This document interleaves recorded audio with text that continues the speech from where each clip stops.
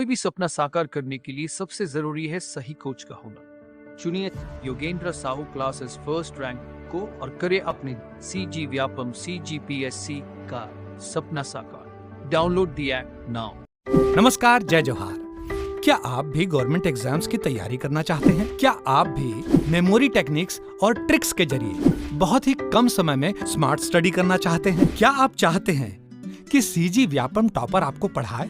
तो डाउनलोड करिए Yogendra Sahu classes app. यहाँ 10 से अधिक गवर्नमेंट एग्जाम्स क्रैक करने वाले और CG व्यापम टॉप करने वाले योगेंद्र सर CGPSC और CG व्यापम के अंतर्गत होने वाले सभी एग्जाम्स की तैयारी कराएं। तो डाउनलोड करिए Yogendra Sahu classes app to be the best, learn from the best.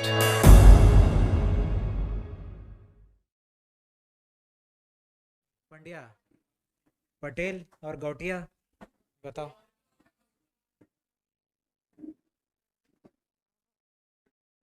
Patel 2-4 गांव मिला के होता था।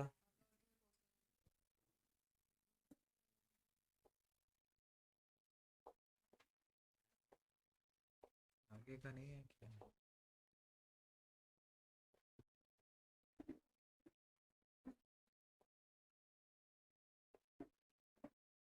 आगे का तो है ही नहीं।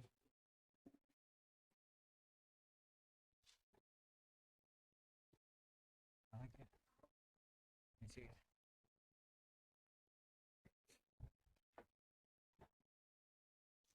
देख लो इसको एक बार, जिसको जिसको कंफ्यूजन है। सूबेदार कौन था ये तो पता चल गया है ना? कौन था? मराठों का प्रतिनिधि जो छत्तीसगढ़ में था, जिसको अपन सूबेदार बोलते। कितने सूबेदार थे टोटल? 8 थे। पेन ड्राइव दो।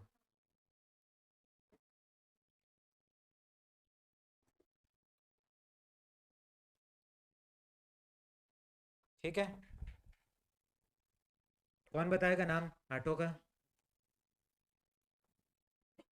और डिसाइड कर लो पहले, तब तक किसी और से पूछ लेता हूँ कौन बताएगा उधर। बस, और कोई हाथ ही नहीं उठा रहा है। इधर से कोई, इधर से कोई मैडम लोग नहीं? बताओ आप। क्या? ठीक है, आपको सुनाई दिया? नहीं सुनाई दिया? जोर से, और जोर से।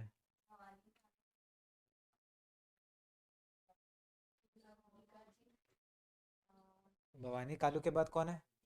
केशव गोविंद। फिर बाद, फिर सीताराम यादव। किसका हत्या हो गया था? सखाराम का हो गया था। ठीक है, कौन सा सूबेदार जो आया ही नहीं छत्तीसगढ़? भवानी कालू। परगना में कौन बांटा? कितना बांटा? 27। उसको कम कौन किया? एगेन्यू। तो कामा विजदार कौन है? परगने का प्रमुख। ठीक है। गौटिया, गांव में जो प्रमुख रहता है वो गौटिया। पटेल, जैसा गौटिया वैसी पटेल है, तो पटेल कुछ गांव को मिला के, जैसे वो एक गांव के गौटिया 5-6 गांव का मिला दिया पटेल। ठीक है। उसके बाद फडणवीस, आय वाय का जो हिसाब रखता था उसको बोलते थे फडणवीस। ठीक है। नायब फडणवीस, बरार पांडे, गांव में कितना खेती हुआ उसको देख के ये लगान वसूलता था। पंडरी पांडे तो पता ही है, आय वाय का जो हिसाब रख रहा है किसके। ठीक है, रखते हो आप लोग। पोतदार कौन है? कैशियर है, पैसा निकालने से पहले जिसका साइन लगेगा, है कि नहीं? बढ़कर, जो लगान से संबंधित दस्तावेज तैयार करता था, वकील टाइप का आदमी हो गया, जो छाता लेके बैठे रहता है। कोतवाल कौन है? गांव का सुरक्षा करने वाला। आमीन, आमीन और पांड्या का बताया था, सहायता करता है किसका? कामा विस्तार का। और पौनी, विशेष सेवादार, विशेष तरीके की सेवा लेते थे इससे।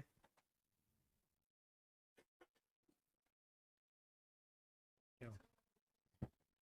अरे बैठने आ रखे।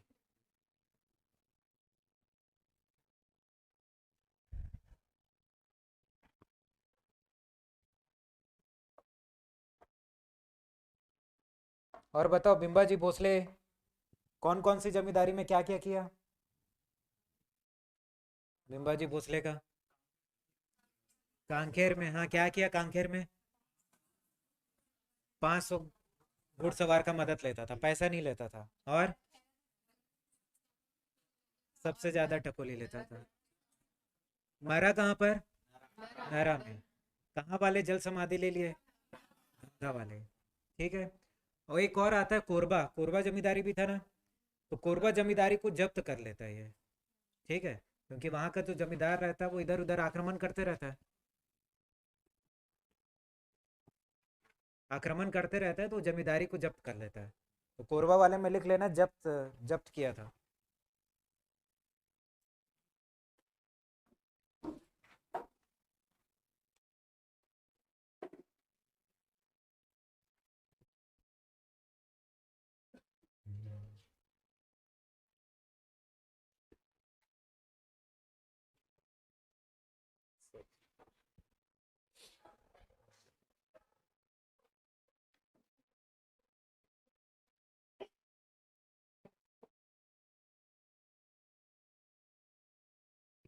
कितनी पत्नियां थी बिम्बा जी की? क्या नाम था? जिसमें से एकदम लॉयल पत्नी कौन थी? उमा बाई थी ना भाई, उसके लिए चल गई।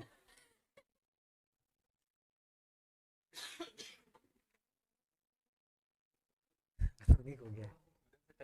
हाँ,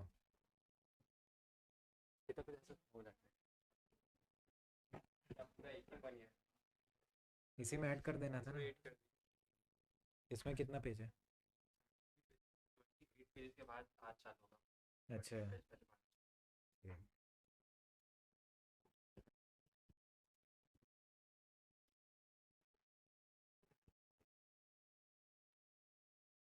बताओ अधीक्षक का समय कब से कब तक था? अधीक्षक का नाम बताओ लाइन से।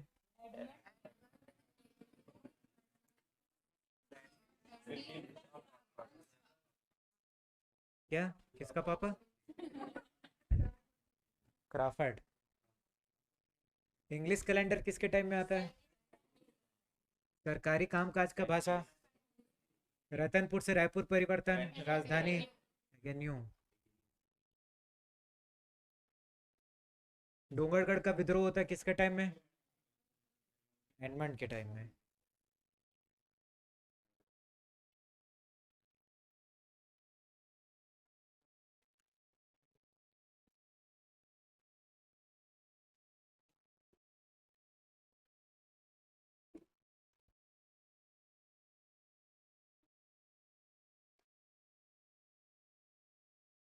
तो समय तो ऐसे ही हो गया,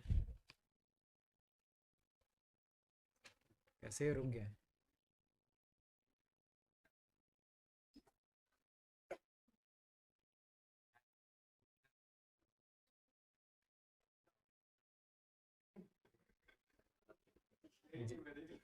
ज्यादा लोड ले लिया।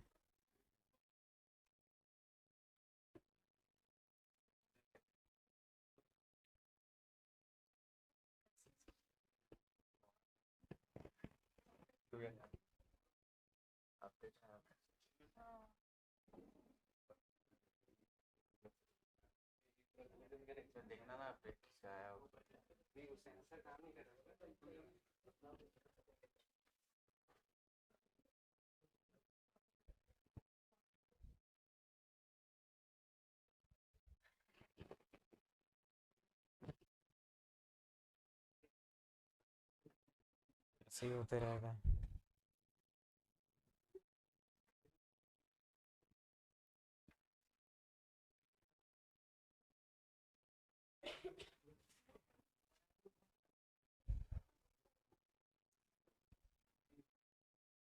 देख लो भाई, थोड़ा रीड कर लो।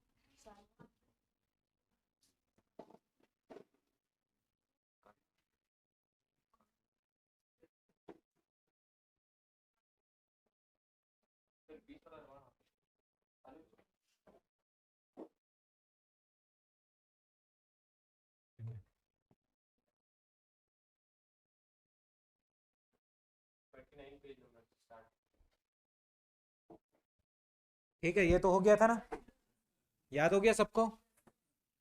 किसी को याद नहीं, ऐसा कोई है? बताओ, कोतवाल कौन है? रक्षक था। ठीक है, उसके बाद एक और रहता है मुकासा। मुकासा मतलब जो ब्राह्मण को दान में दिया जाने वाला गांव रहता है। ठीक है। धर्मदाय, जैसा नाम है वैसी काम है, धर्म के नाम पर दिया जाने वाला। देव स्थान, देव कहाँ रहते हैं? मंदिर में रहते हैं, तो मंदिर के नाम पर दिया जाने वाला गांव। हो जाएगा ना ये? इसमें कोई टेंशन? ठीक है, इसमें टेंशन नहीं होना चाहिए। उसके बाद टकोली, जमींदारों से जो लिया जाने वाला वार्षिक कर को क्या बोलते थे? अपन टकोली। अब जमींदार लोग लेते थे ना जमींदारी क्षेत्र से लगान वगान, उसको राजक देते थे, तो उसको 1 साल में देते थे, तो उसको क्या बोलते थे अपन? टकोली। टायर किसको बोलते हैं? आयात निर्यात, जो इम्पोर्ट एक्सपोर्ट होता है किसका? सामान का, उसको क्या बोल देते हैं अपन? शायर, जो कर लगता है उसमें। ठीक है। कलाली, आबकारी कर, दारू वारू लेते हो तो उसमें भी टैक्स लगता है, तो उसको कौन सा कर बोलते हैं? आबकारी। ठीक है। अब ये फिर से कोरोना आ गया, लॉकडाउन लग जाएगा। ठीक है ना, तो फिर जो दारू मिलेगा वो किस में मिलेगा? ब्लैक में मिलेगा। ब्लैक मतलब काले में, कलाली। समझ गए? आप तो लिए होगे ना? नहीं लिए? उसके बाद पंडरी, जो गैर कृषि वर्ग से लिया जाता है। ठीक है। क्या हो गया?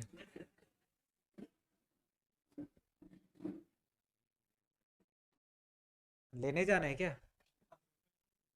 पंडरी, पंडरी कौन है? जो गैर कृषि वर्ग से लिया जाता है, जो कृषि का काम नहीं कर रहे वो लोग क्या देंगे? पंडरी देंगे। ठीक है।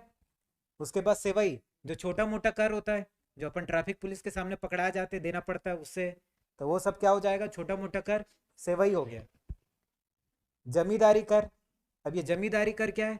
ये नहीं है ना, जो जमींदार लोग देते वो जमींदारी कर नहीं होता। किसी और जमींदार से, मतलब किसी और जमींदारी से अपन अनाज लेके आए अपने जमींदारी में, तो उसके लिए अपने टैक्स देना पड़ेगा। ठीक है, तो उसको क्या बोलते हैं? जमींदारी कर। ठीक है, इसमें लिखा भी होगा। आयात किए हुए अनाज पर लगाया गया कर, तो दूसरे जमींदारी से लेके अपन यहाँ लेके आएंगे तो उस पर अपने को टैक्स देना पड़ेगा, तो वो कौन सा कर कहलाएगा? जमींदारी कर। समझ गए?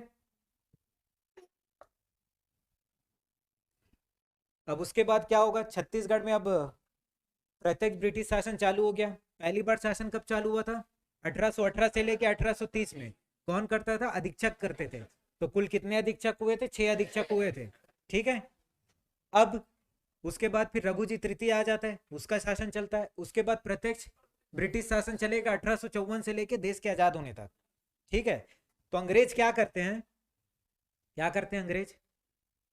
यहाँ पर अब अधीक्षक नहीं रहता, ना कोई राजा है, तो यहाँ पर उन लोग किसको नियुक्त करते हैं? डिप्टी कमिश्नर को। ठीक है। अब जो नागपुर रहता है ना,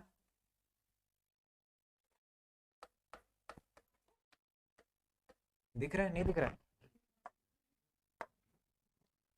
दिख रहा है तो मैं क्या करूं? ठीक है। तो जो नागपुर रहता है ना, वो 5 जिले में बटा हुआ रहता है, तो उसमें एक जिला रहता है छत्तीसगढ़। ठीक है। अब हर जिले में, अब जैसे अधीक्षक लोग रहते हैं ना, तो अब अधीक्षक का तो काम खत्म, तो अभी हर जिले में कौन बनेगा? Deputy commissioner. ठीक है, हर जिले में डिप्टी कमिश्नर को नियुक्त किया जाता है। ठीक है, आ रहा है समझ में? अब नागपुर में जैसे मेन पहले राजा था, तो अब यहाँ पर क्या रहेगा? कमिश्नर। ठीक है।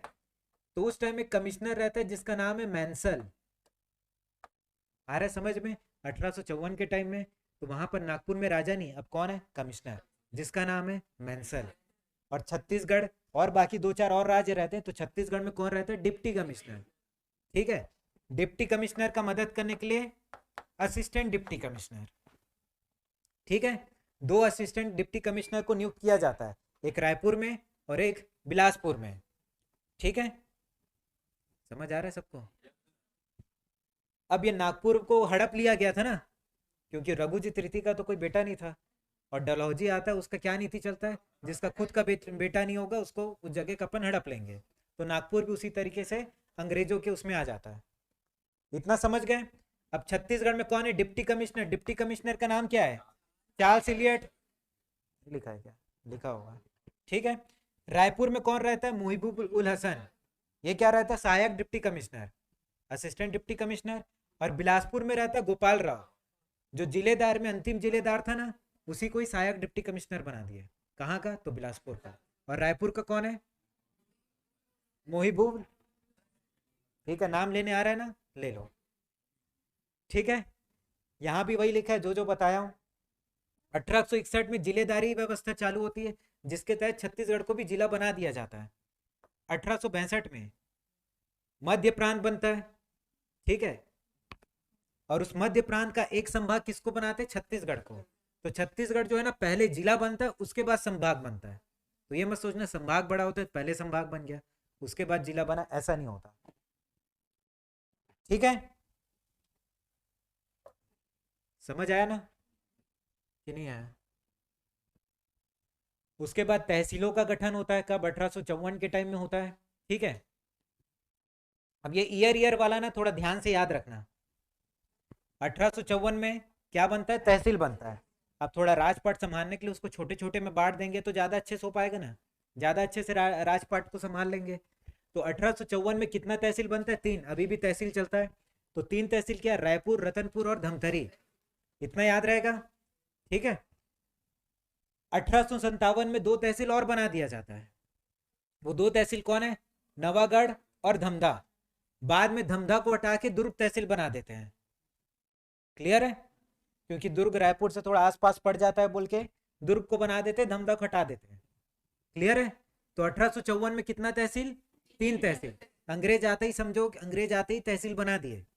3 तहसील क्या था? रायपुर, रतनपुर, धमतरी। उसके बाद 57 में 2 तहसील, नवागढ़ और धमधा। बाद में धमधा बदल के क्या कर दिए? दुर्ग कर दिए। दुर्ग ना, दुर्ग नहीं। नहीं तो किसी को पूछते कहाँ जा रहे? दुर्ग जा रहा हूं, दुर्ग होता है, ठीक है। परगनों का पुनः गठन कर दिया जाता है। अब परगने का प्रमुख अपन क्या पढ़े थे मराठा काल में? कामाविसदार। लेकिन अंग्रेज उसका नाम बदल के नायब तहसीलदार कर देते हैं, ठीक है। समझ गए? इसको पढ़ने का मन हो पढ़ना, नहीं छोड़ देना ये। उसके बाद पुलिस व्यवस्था भी की जाती है 1856 में। तो छत्तीसगढ़ में 4 पुलिस विभाग बनाते हैं। अब ये 4 में 3 का नाम वही है जो तहसील वाला है, रायपुर, रतनपुर, धमतरी, ठीक है। तो पुलिस विभाग भी कैसे? रायपुर, रतनपुर और धमतरी बनाते हैं। एक एक्स्ट्रा जोड़ देते हैं रायपुर सदर करके। तो याद रहेगा, जितना तहसील है उसमें एक एक्स्ट्रा जोड़ दोगे तो ये क्या हो जाएगा? पुलिस विभाग हो जाएगा। अब हर पुलिस ये जो विभाग में, हर एक विभाग में कम से कम 10 से 15 थाना आता था, ठीक है। समझ गए इतना?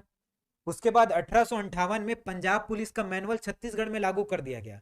जो पंजाब पुलिस में जो चल रहा था वही चीज छत्तीसगढ़ में अपन लागू किए। मैनुअल में क्या होता था कि कौन सा कलर का कपड़ा पहनेंगे लोग, खाकी कि सफेद, कि हाफ पैंट पहनेंगे कि फुल पैंट पहनेंगे, कौन हाफ पैंट पहनेगा, कौन फुल पैंट पहनेगा, कौन कौन सा गन चलाएगा, कौन लाठी पकड़ेगा, ये सब, ठीक है। चलाते हो आप गन?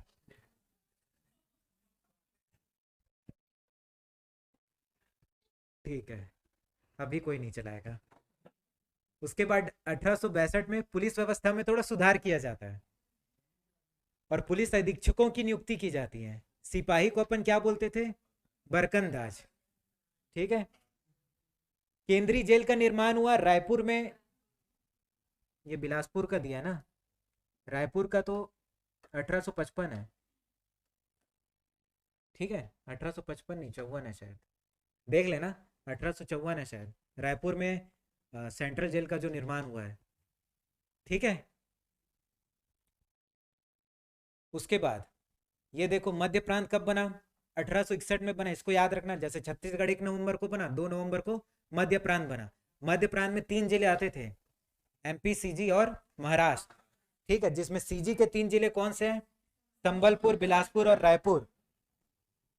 इसका एक राजधानी था। राजधानी क्या था भाई? रायपुर नहीं, नागपुर। ठीक है। मध्य प्रांत का राजधानी क्या था? नागपुर। और इसमें 3 जिले आते थे अपने अभी के, महाराष्ट्र, एमपी, सीजी। और सीजी के 3 जिले वर्तमान के देखे जाएंगे तो संबलपुर, बिलासपुर, रायपुर। ठीक है, याद हो रहा है ना? ठीक है। फिर ये लिखा है 1862 में छत्तीसगढ़ को क्या बना दिया गया? संभाग। और संभाग का मुख्यालय रायपुर। हर एक संभाग का मुख्यालय होता है कि नहीं? कितने संभाग है अभी? ठीक है, तो इसके पहले का याद हो गया? बताओ क्या क्या था, बताते जाओ। पहले क्या आया था? 1854 आया था। कितना तहसील बनता है? 3 तहसील। ठीक है, रायपुर, छतरपुर, रतनपुर है। ठीक है,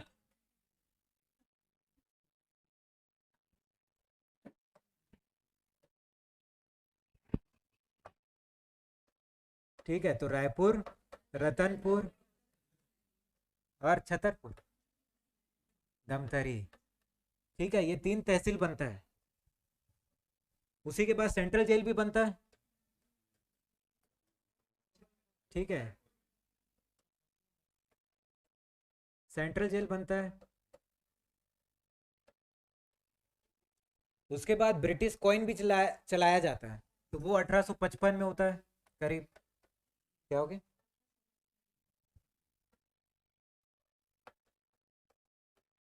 ब्रिटिश कॉइन के पहले जब मराठे लोग थे तो नागपुरी रुपया चलता था। मराठे लोग से पहले कौड़ी चलता था।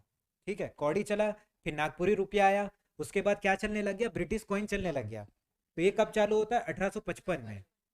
ठीक है, उसके बाद 57 आ जाता है। नहीं, 56 भी रहता है ना एक तो। क्या चलता है 56 में? पुलिस विभाग। ठीक है, इसको लिख लेना भाई लाइन से, वो नोट्स में नहीं लिखा होगा। ये लाइन से ईयर को लिख लेना। पुलिस विभाग, कितने पुलिस विभाग रहते हैं टोटल? 4। चारों का नाम बताओ। रायपुर तहसील, रतनपुर, धमतरी, और एक तो रहता है रायपुर सदर। समझे ब्रदर? याद हो गया? ठीक है। फिर 1857 में क्या होता है? 2 तहसील और बन जाता है। बताओ क्या क्या? नवागढ़ और धमधा, जिसको बना देते हैं दुर्ग। ठीक है, दुर्ग नहीं। फिर 1858 में पुलिस मैनुअल। कहाँ का पुलिस मैनुअल रहता है? ये पंजाब का। ठीक है, फिर 59-60 में कुछ नहीं है। अब आ जाओ 61 में, मध्य प्रांत बनता है, जिसका राजधानी नागपुर। कितने जिले थे उसमें? 3। वो अभी के राज्य कितने थे? एमपी, सीजी और उड़ीसा, मध्य प्रदेश। जिसमें छत्तीसगढ़ के 3 जिले कौन से थे अपने? संबलपुर। ठीक है, 1862 में छत्तीसगढ़ को संभाग का दर्जा देते हैं।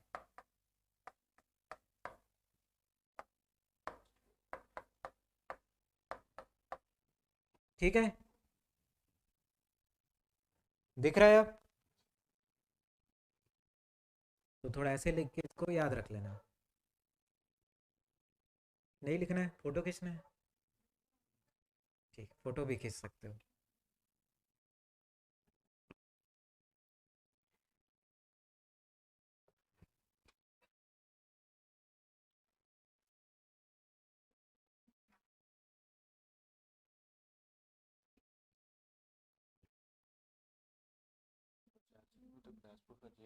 हाँ, 1885 में बिलासपुर सेंट्रल जेल।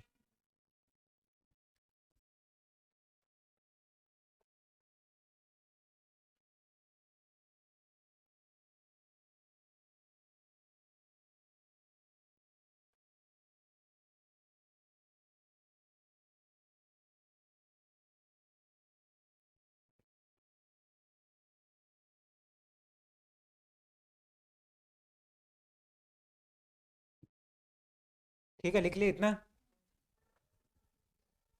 याद हो जाएगा ये।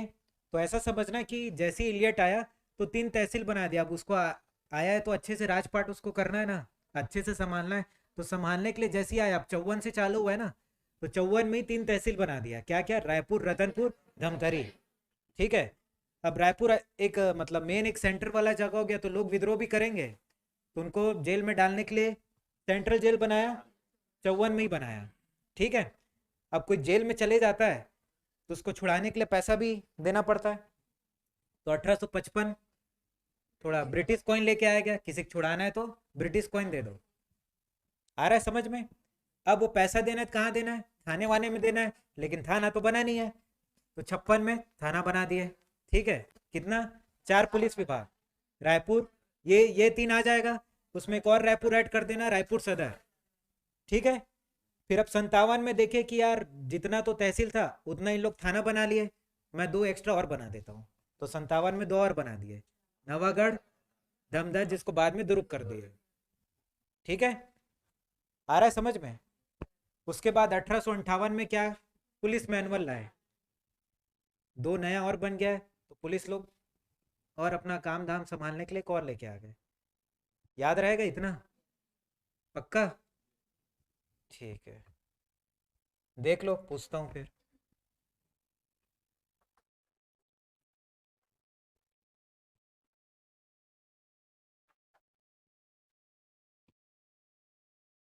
इसमें भी वही सब लिखा है।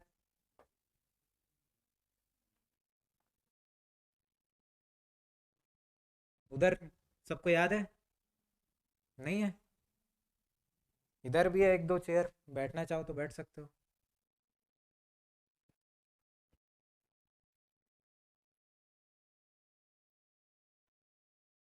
हो गया?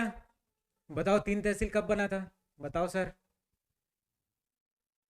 विराट कोहली जैसा टोपी लगाया हो, 1854 में। ठीक है। नाम क्या था? रायपुर, रतनपुर और धमतरी। छतरपुर याद है। और क्या हुआ था सर उसके बाद? बताइए आप।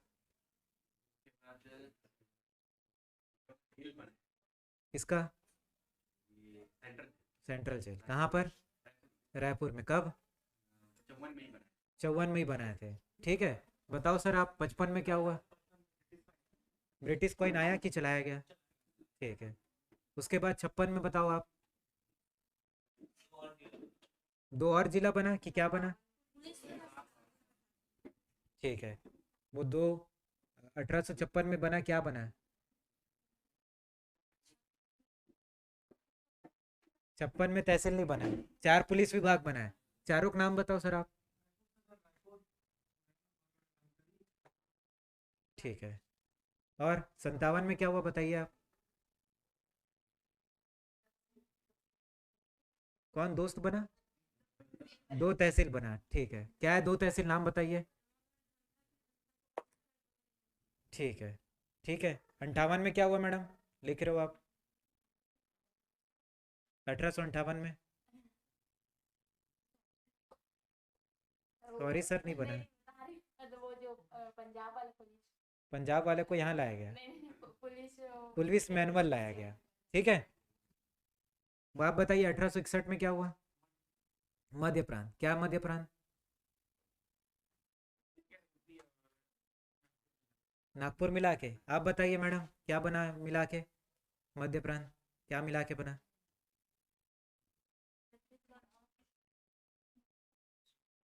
छत्तीसगढ़। आप बताइए मैडम।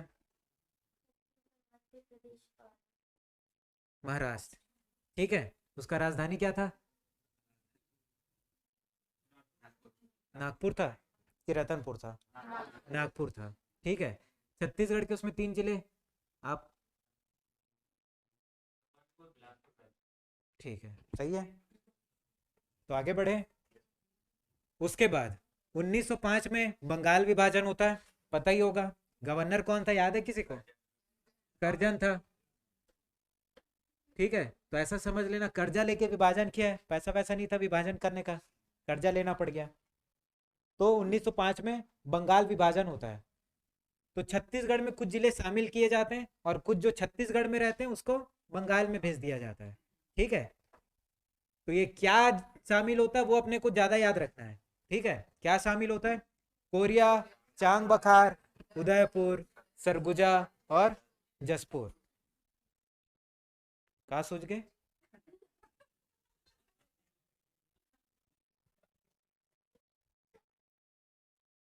ठीक है, याद रहेगा अपने को ये क्या क्या शामिल हुआ है?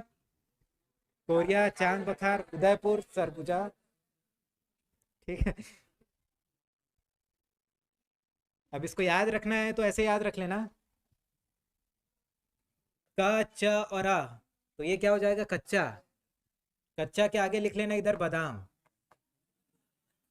ठीक है, और हमारे योगेंद्र सर है, तो सर जी, कच्चा बादाम है किसका? सर जी का।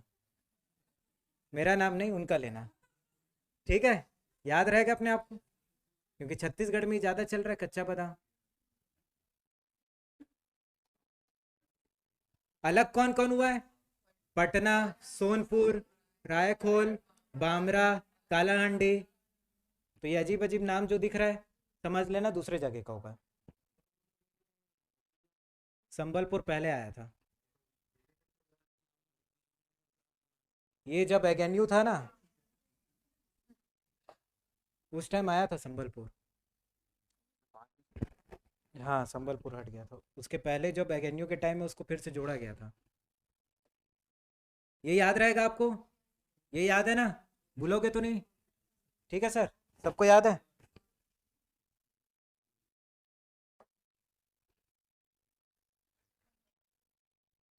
उसके बाद ये तो पता है ना, ताऊदारी, खालसा और जमींदारी, तीन व्यवस्था जो लाया गया था उसके बारे में बता दिया था मैं, वही लिखा है इसमें।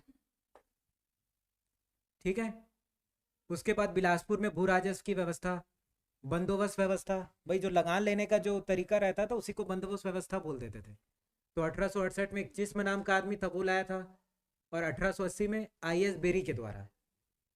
इसको याद रखना हो तो रखना, नहीं तो इसको स्किप कर देना। ठीक है, डाक व्यवस्था भी चालू हुआ था 1857 में। ठीक है, रायपुर डाकघर में, जिसका पोस्ट मास्टर कौन था? स्मिथ था। तो वो जो बीच में लिखे हो ना उसमें 1857 में का जोड़ लेना। ठीक है, तो लाइन से वो बना रहेगा। और यहाँ पर देखो लिखा है ना 1855 में नागपुरी रुपया,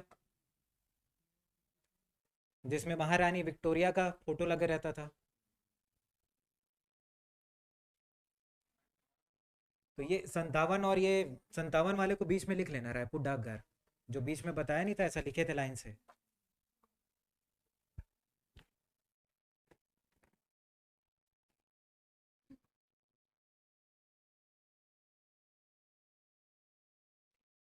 ठीक है, 87 में क्या हुआ? छत्तीसगढ़ रेलवे का बंगाल नागपुर के साथ विलय हुआ। ठीक है, मतलब मर्जर हो गया, मिल गया। उसके बाद 1900 में बिलासपुर रेल मंडल की स्थापना होती है। ठीक है, बिलासपुर को एक केंद्र बना दिया जाता है। इसको अपन बाद में करेंगे, लेकिन इसमें ये याद रख लेना भी 1854 में क्या बना है? 94 में राजकुमार कॉलेज, जहाँ राजकुमार लोग पढ़ते हैं। आप लोग पढ़े हो?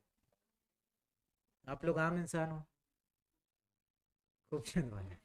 ऑक्सफोर्ड है भाई नाम। तो छत्तीसगढ़ की एकमात्र मुस्लिम जमींदारी कौन थी? पेंड्रा। पिंडारियों का केंद्र भी कौन था? पेंड्रा। पिंडारी कौन है? शिकारी कुत्ता था लेकिन समूह था। ठीक है, ये जब्त करने वाला एकमात्र कोरबा है, कोरबा जमींदारी को जब्त कर लिया था। ठीक है, समाधि कौन लेता है? जल समाधि धमधा वाले लेते हैं। इतना अपने क्या याद रहेगा? ठीक है, उसके बाद इतना हो गया ना, वो ईयर ईयर वाला लाइन से लिखे हो ना उसी से याद हो जाएगा वो। ठीक है, उसके बाद ये जो है एकदम इंपॉर्टेंट, सोना खान का विद्रोह। सोना खान कहां पर है? बलौदा बाजार में है।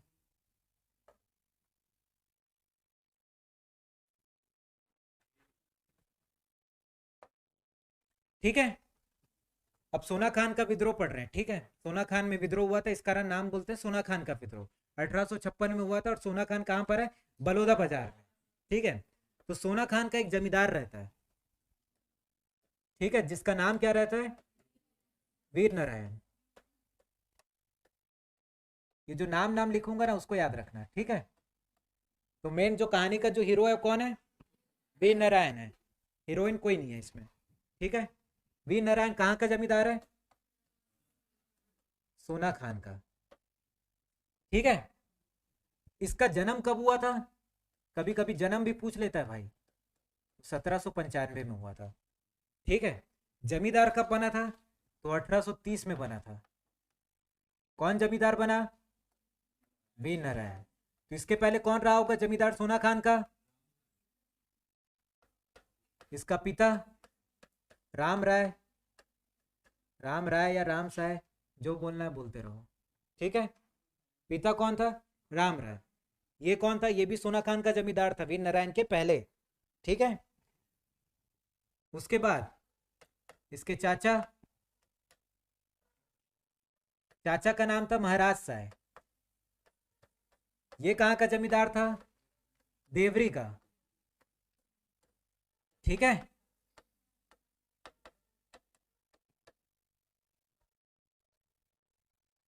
क्लियर है भाई? समझ रहे हो ना? ये नाम को पहले याद रखो।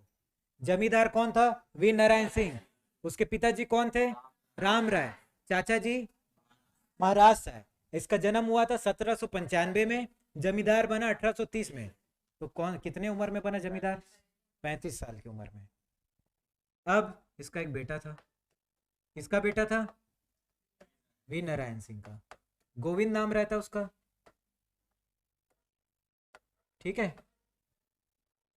आ रहा है समझ में? उसके बाद खरौत करके एक जमींदार था, खरौत करके एक जमींदारी था, उसका एक जमींदार है। खरौत के जमींदार का नाम क्या था? माखन बनिया,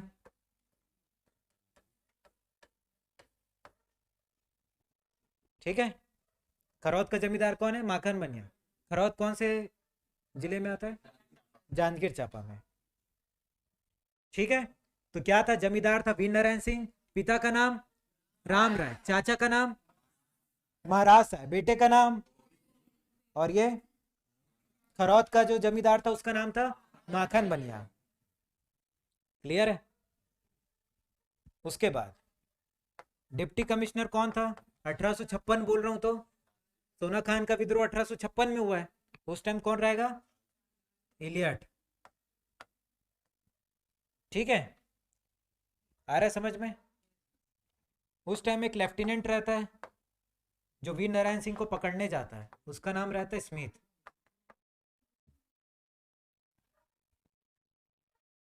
इतना याद हुआ?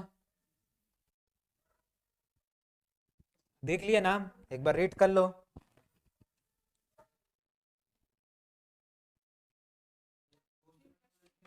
हाँ? नहीं, वो अलग पोस्टमैन है, स्मिथ लेफ्टिनेंट है। इसको छोड़ो, एक अंग्रेज अधिकारी लिख लो। आर्मी में पोस्ट होता है लेफ्टिनेंट का, लेफ्टिनेंट, कैप्टन, मेजर, कर्नल, ठीक है। इतना दिमाग में रख लिया एक बार?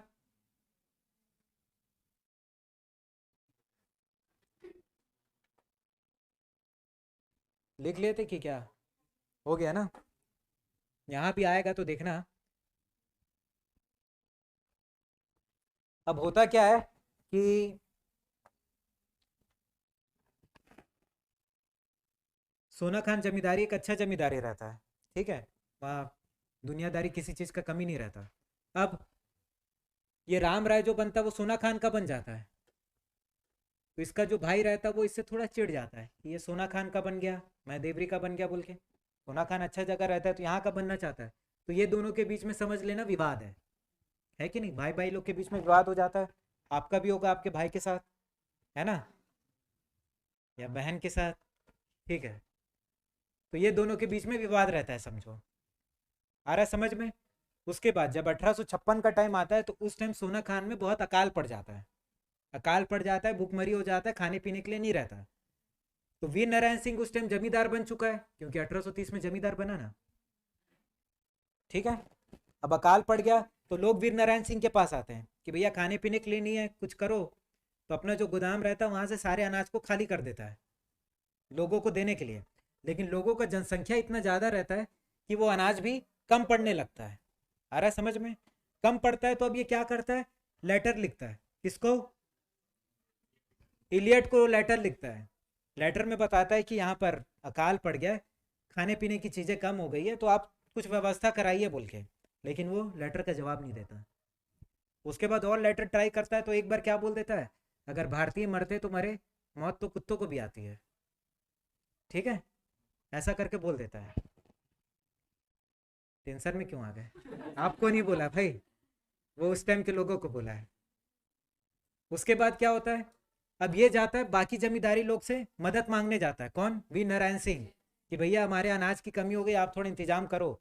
तो एक आदमी के पास जाता है, खरौद, खरौद के माखन बनिया के पास। माखन बनिया के से हेल्प मांगता है। इसके पास अनाज रहता है इसके गोदाम में, लेकिन ये देता नहीं है। कैसे? ताकि और भूखमरी बढ़े तो लोगों को ज़्यादा ज़्यादा दाम में बेचूं करके ये देता नहीं है। वीर नारायण सिंह थोड़ा रौब दिखाता है अपना, डर जाता है। ये डरने के बाद दे देता है। तो वीर नारायण सिंह वहाँ से लेके आता है, अपने लोगों को सब में बांट देता है। यहाँ तक तो कहानी ठीक था।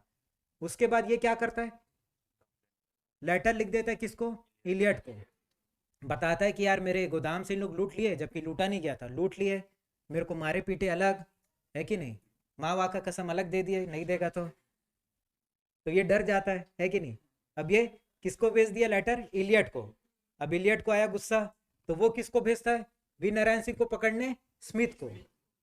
ठीक है, स्मिथ को पकड़ने भेजता है। तो स्मिथ अपनी सेना के साथ कहाँ निकलता है? सोना खान।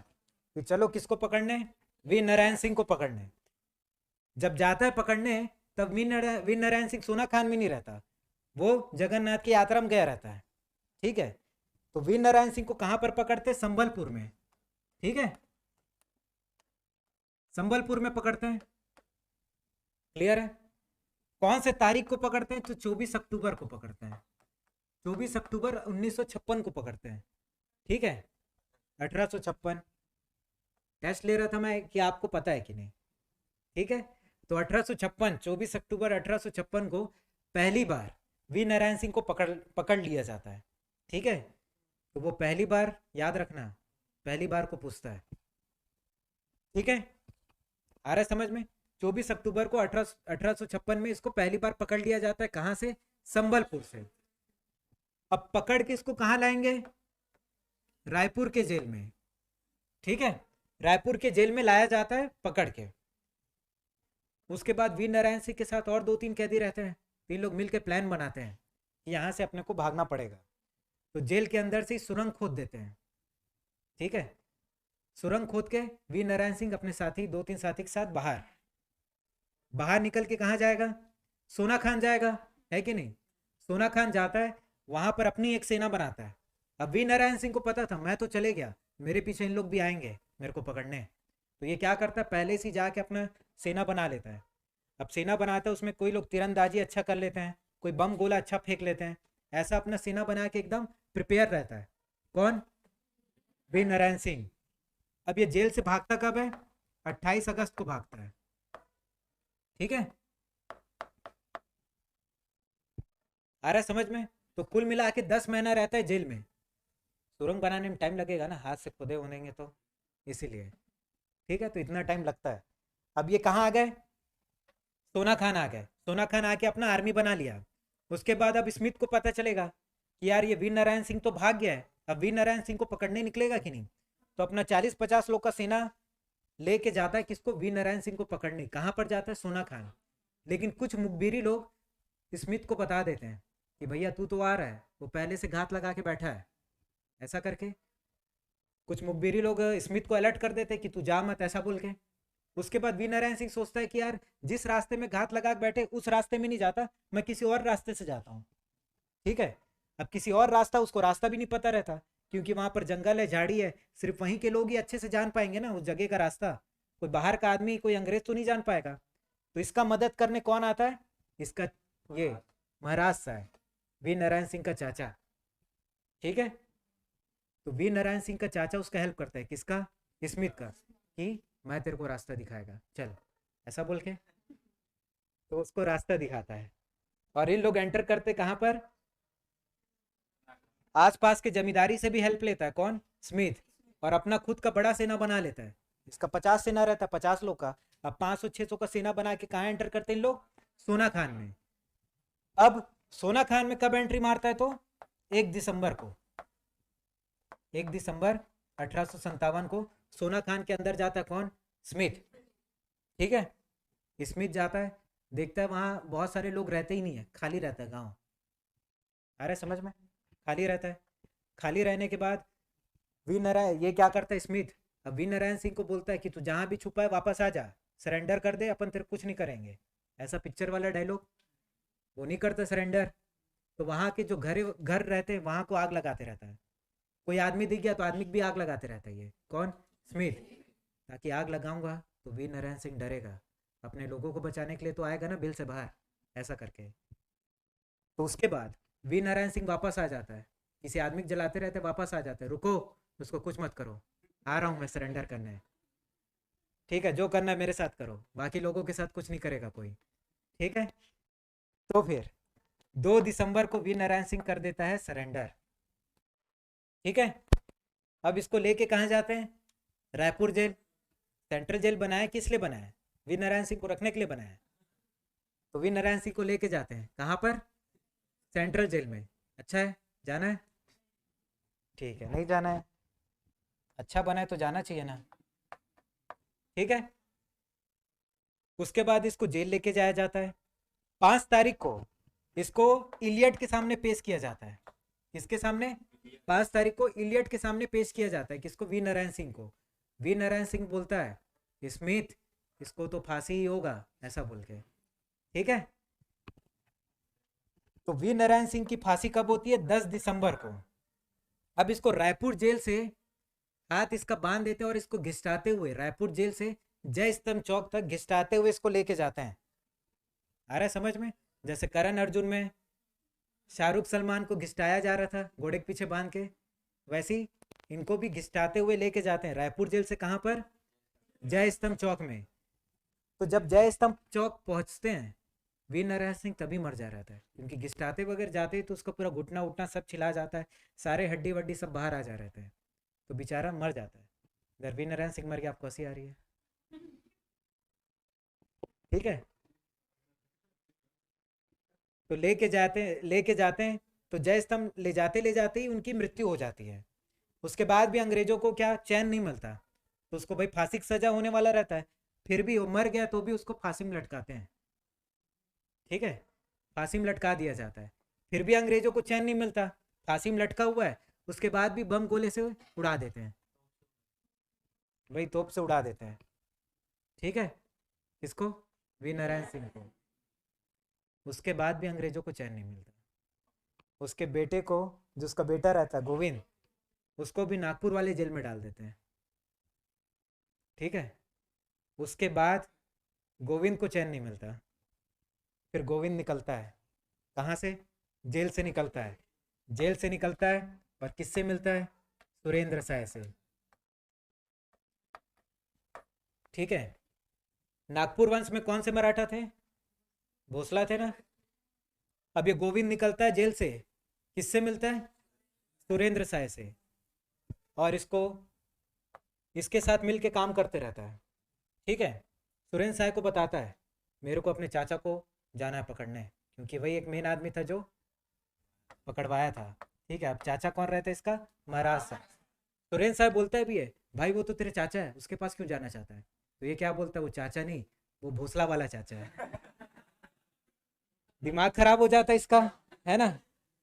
तो जाता है अपने चाचा को, ऐसा तलवार निकालता है, 2 टुकड़े काट देता है, तलवार का नहीं, चाचा का। समझ गए?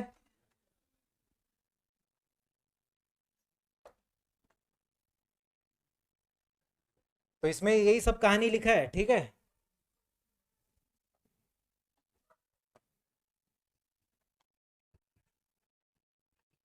ठीक है, तो आज का क्लास यहीं तक करते हैं। तो याद रहेगा, चाचा का नाम याद है? महाराज साहब। कैसा चाचा था वो नहीं पूछेगा।